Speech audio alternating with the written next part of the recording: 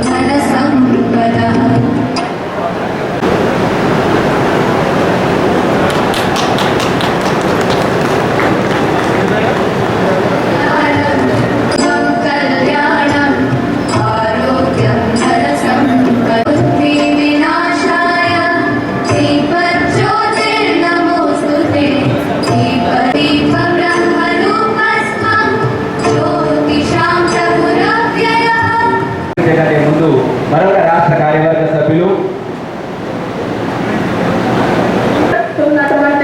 తన సపోర్ట్ ఇస్తున్నటువంటి శాంత కుమార్ గారికి వెల్కమ్ సార్. ఇప్పుడు తదుపరి ఉపన్యాసం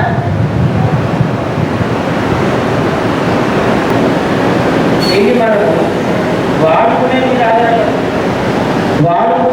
గౌడ సామాజిక వర్గానికి ఉపయోగపడుతుంది. మరి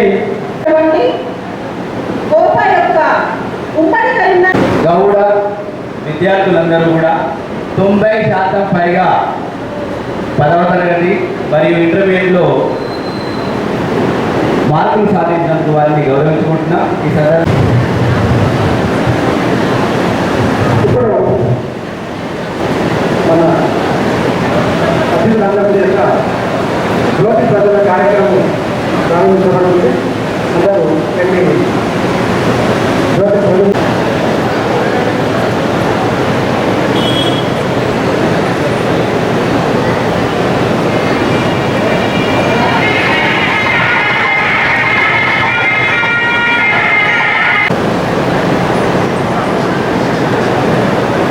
మరి ఈనాటి ఈ సభకు వారికి ఒకసారి అందరి తరఫున మనం ఒకసారి చప్పట్లు కొట్టవలసిందిగా కోరుతున్నాం.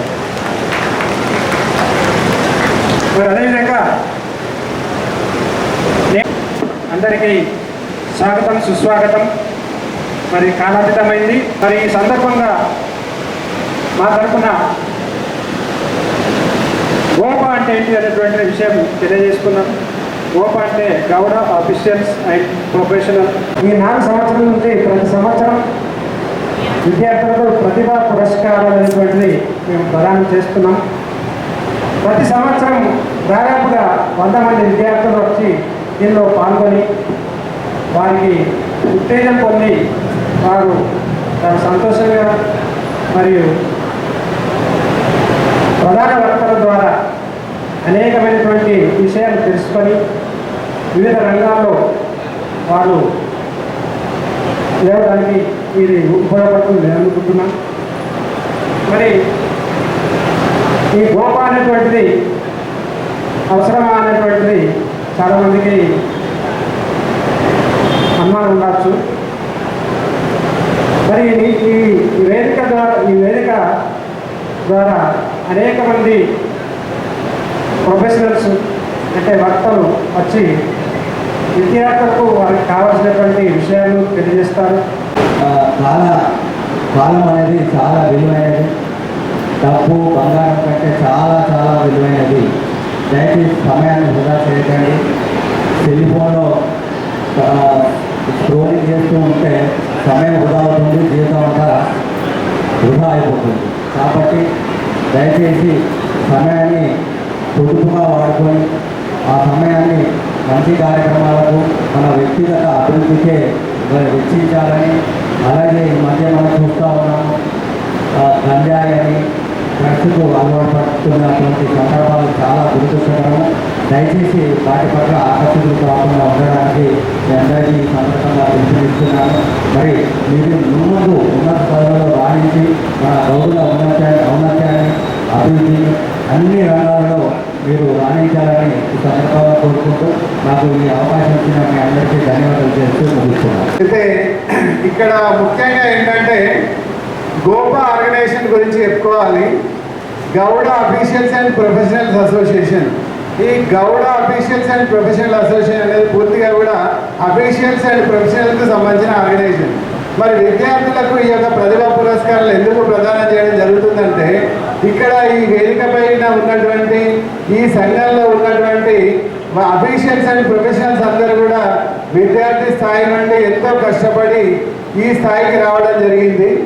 తర్వాత భవిష్యత్తులో ఈ స్థాయికి రాగలిగినటువంటి వాళ్ళు ఎవరు అని అంటే ఈ యొక్క విద్యార్థులే.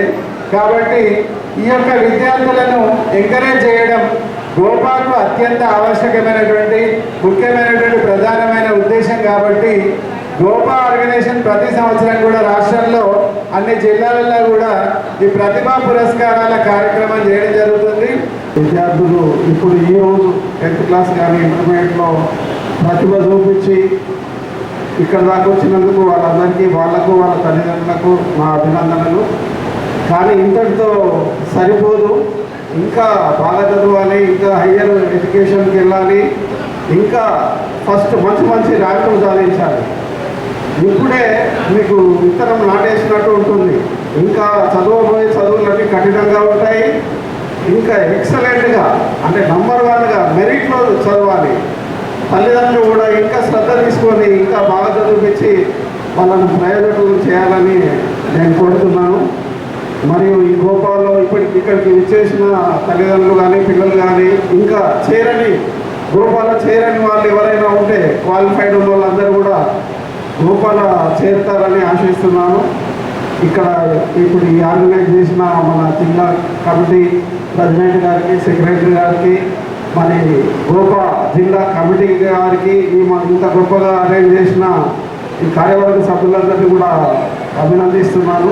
మంచిగా ఉపయోగించుకుంటే మంచి అవుతుంది, చెడు ఉపయోగించుకుంటే చెడు అవుతుంది. కానీ ఎక్కడైనా ఈ గోపాలను నిర్వహించిన దాంట్లో మాత్రం ఒక పెద్ద వాళ్ళకు ఒక ప్రోత్సాహం, చిన్న కాడిపైన ప్రోత్సాహం ఇచ్చి వాళ్ళు మంచిగా అవకాశాలు కల్పించినట్టు వాళ్ళను నేను ఇంకెళ్ళలేదు. ఇంకొక చిన్న చదివేంత ముఖ్యమో సంస్కారం కూడా అంతే, క్రమశిక్షణ కూడా అంతే.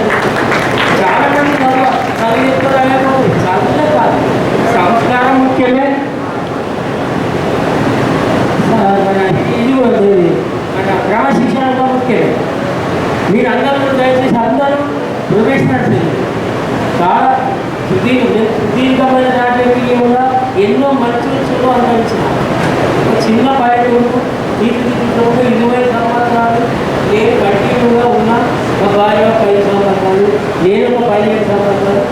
ఎన్ని కష్టాలు ఎన్ని నష్టాలు అయినా సంతోషంగా నా కుటుంబ సభ్యులు, ఇంత పెద్ద మొత్తంలో నా కుటుంబ సభ్యులు విద్యార్థులు వాళ్ళ కన్నా తల్లిదండ్రులు ఇక్కడికి రావడం నిజంగా ఇప్పుడు చూస్తున్నా నాకు ఎంతో ఆనందంగా ఉంది. అదే క్షణం నేను ఒకటే ఆలోచిస్తున్నాను, నాకు మరొక ఆలోచన లేదు. ఈ సమాజంలో సర్దార్ సర్వాయి పాపన్న గౌడ్ గారు ఎన్నో కష్ట నష్టాలకు వచ్చి ఆనాడు ఉన్నటువంటి అతి భయంకరమైన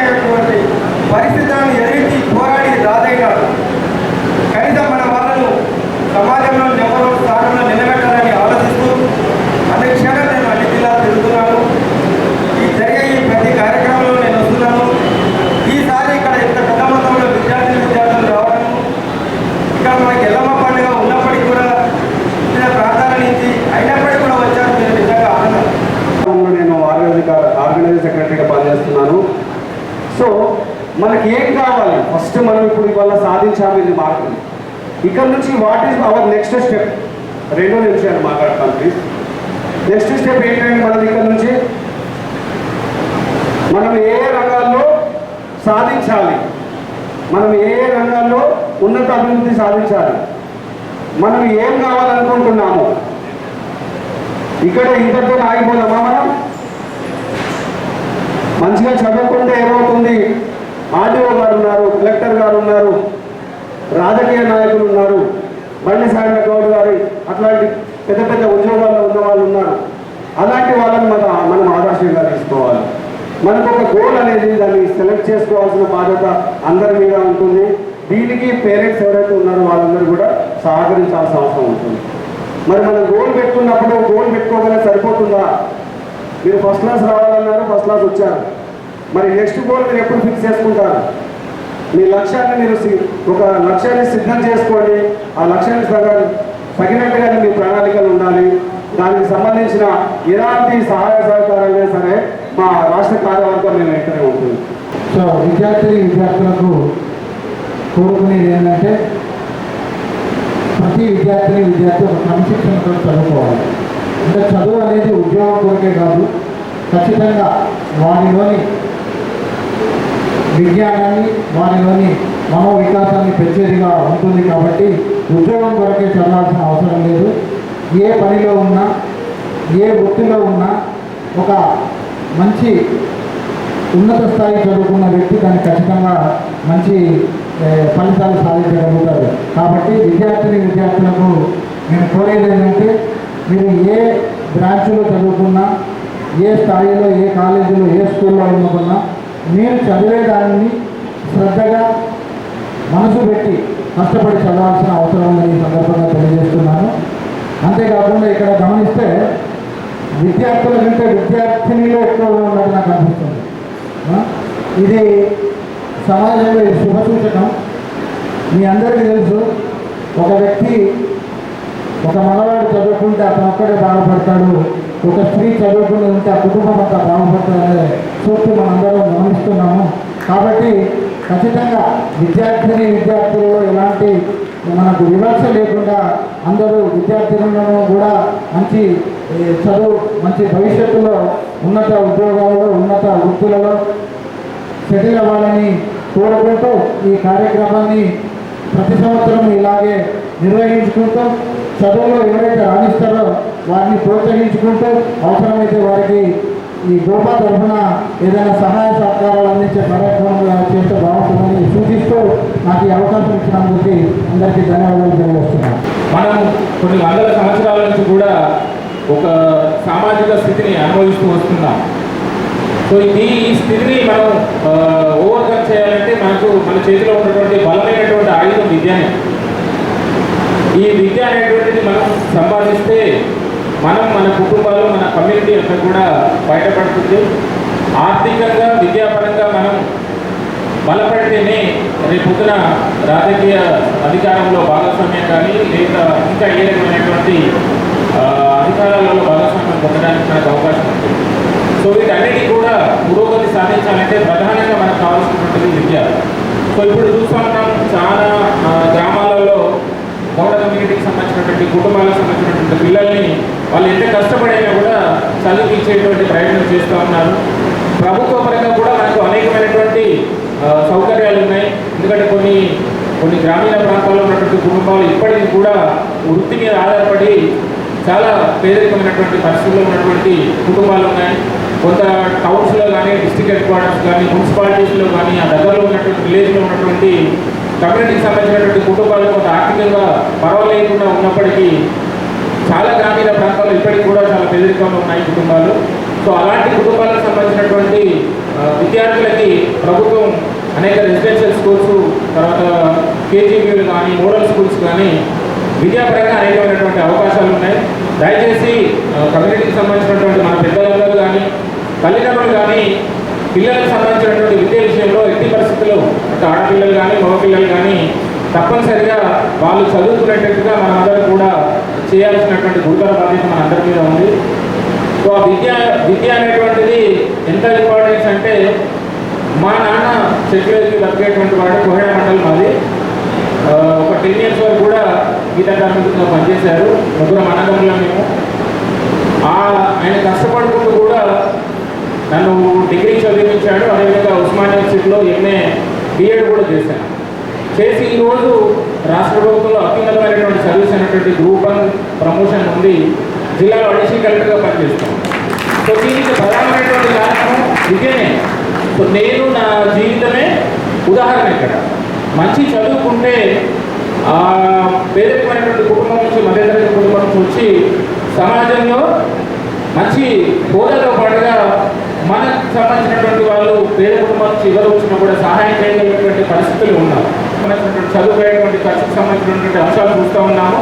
సో అట్లా ఎవరైనా పేదరికంతో ఉన్నటువంటి పిల్లలు ఉంటే తప్పనిసరిగా మాకు అప్రోచ్ కంటే వాళ్ళకి తప్పనిసరిగా సహాయం చేస్తామని సందర్భంగా తెలియదు. ఈ కార్యక్రమానికి నన్ను చూసినటువంటి మీ అందరికీ కూడా హృదయపూర్వక ధన్యవాదాలు చేస్తున్నాను. Thank you. మన గురించి 4 మాటలు చెప్పడము అనేది ఆయన బిజీ షెడ్యూల్లో అయితే సాధ్యం కాదు. ఒకటి, తర్వాత ఆయనకి 2 ఆణిముత్యాలు. వాళ్ళు హెమాయనీలే. నిజంగా IIT చదవడం అనేది మామూలు వాళ్ళకైతే సాధ్యమయ్యే పని కాదు. ఎవరికి సాధ్యం అంటే ఆ సెల్ ఫోన్లల్లో తల ఉంచుకొని ఇక్కడికి కూడా వచ్చి తల దించుకొని చూస్తున్నారు కదా సెల్ ఫోన్.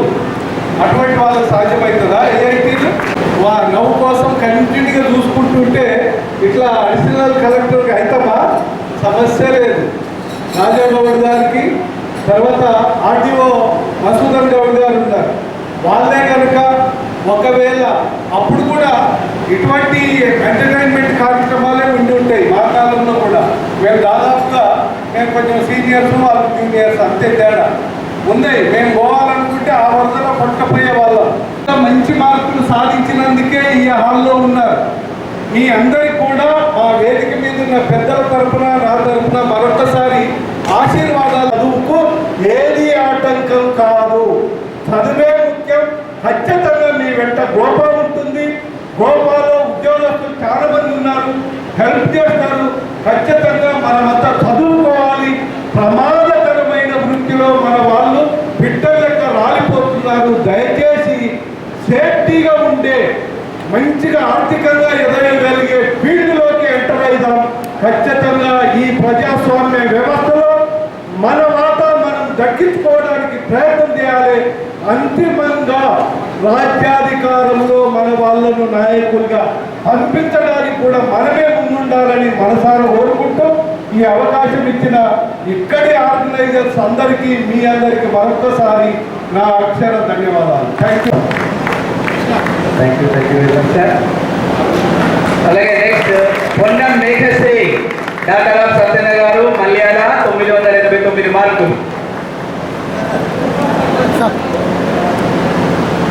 989 మార్కులు. అసూయగా ఉందా? అందుకే తప్పని రావడం లేదు.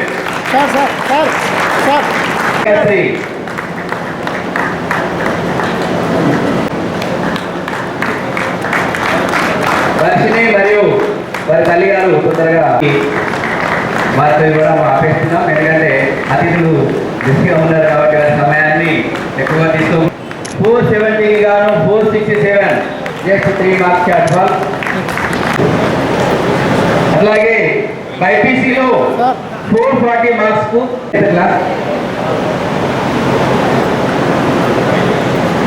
కొట్టి పడితే 587 మార్కులు వచ్చారు. కానీ నెక్స్ట్ సుందరగిరి యశస్విని గంగాధర్ గౌడ్, మేడిపల్లి. నెక్స్ట్ భట్టు ప్రణాళిక అయితే 587. సుందరగిరి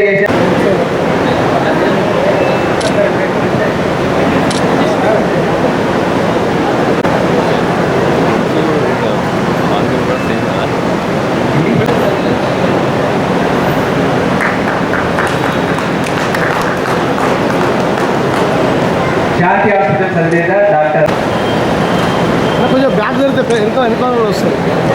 మీ గట్టి చప్పట్లతో అందరికి ఒకసారి థ్యాంక్స్ ఇన్స్పిరేషన్.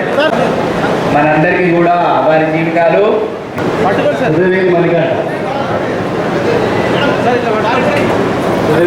మణికని కుటుంబ సభ్యులు మరి సోదరి కూడా సన్నివేశం ఇది. ప్రతిభకు పట్టం కట్టడం అంటే ఇది. గర్వంత అక్షయ్ లక్ష్మీపూర్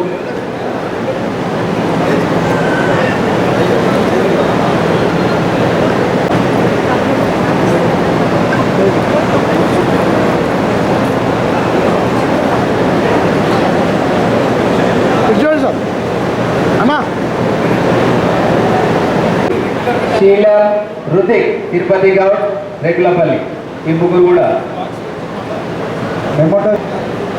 శీలా రుతిక్ రావాలండి. Okay very good. Kodimela Srija Dharmaram Koppulapur. Palle Satvika doctor Manjaiah కార్యదర్శి మరియు కోశాధికారులు